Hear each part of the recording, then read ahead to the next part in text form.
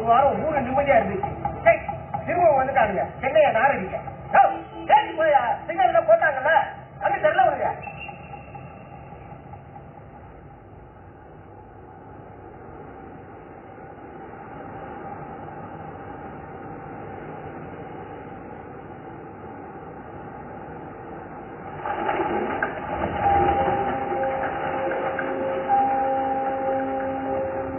மனுஷனா பிறந்த ஒவ்வொருத்தருக்கும் 1000 பிரச்சனை இருக்கு.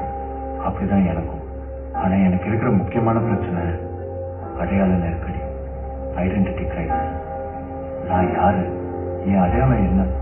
நீ நம்ம ஜாதிக்கார பையன் தம்பி, அதான் உன் அடையாளம். வேற ஜாதிக்கார பையன் நம்ம பொண்ணை சைட் அடிக்கிறானா, வா வீட்டை கொடுத்துவோம். நானே எந்த ஜாதிக்கார பிள்ளையா இருந்தாலும் சைட் அடிப்பேன் பாரு. நம்மளாம் இந்தியன் பங்கு, அதான் நம்ம அடையாளம். பங்களாதேஷ் ஜெயிச்சு பக்கத்துல பாம்பு டான்ஸ் ஆடுறாங்களா என்னன்னு கேட்டு வருவா. நானே 6 அடிச்சா பாம்பு டான்ஸ் ஆடுவேன். நம்ம மதம் தான் தம்பி நம்ம அடையாளம். ஒரு கும்பல் மலையாளத்துல இருந்துகிட்டு மதம் மாத்திட்டு இருக்காங்களா, வழியா போய் அவங்க செஞ்சு விட்டுருவோம். இன்னொரு வாட்டி செருப்பு காணாம போச்சுன்னா சாமி கும்பிடுறதே விட்டுலாம் இருக்கேன். நம்மள ஆம்பளை சிங்கம் தம்பி, அதுதான் நம்ம அடையாளம். காலேஜ் போற பிள்ளைகளா சுடிதார் துப்பட்டா போடாம போறாளுங்க. வா போய் என்னன்னு கேட்போம். நானே தெட்டி தெரியற மாதிரி தான் என் பேண்ட் போட்டு சுத்துறேன். இப்படி ஊர்லயே இருந்தா ஆளுக்கு ஒரு அடையாளம் கொடுக்குறாங்கன்னு தான் நான் சேலத்தை விட்டு சென்னைக்கே வந்தேன்.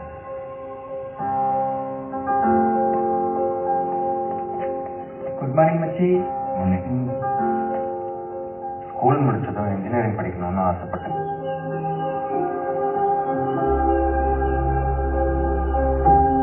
எங்க அம்மா விவசாயத்தை விடக்கூடாதுன்னு அங்கே படிக்க வச்சாங்க.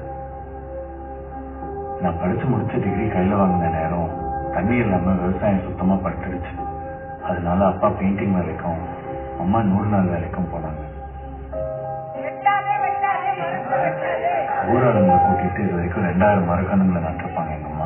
அப்படி இருக்கும்போது வளர்ந்த மரத்தை வெட்டிட்டு ரோடு போடுறேன்னு பஞ்சாயத்தாளங்க வந்து நின்னா சும்மா விரும்ப. ஒவ்வொரு நாளும் பிரச்சனை பண்ணிருந்தீங்கன்னா உங்க ஊருக்கு ரோடு வராது சார். அவர் பேசுறதுலயே ஒரு நியாயம் இருக்குல்ல. மரத்தை வெட்டாம ரோடு போட்டா போடல பெற்ற போயிட்டே இரு.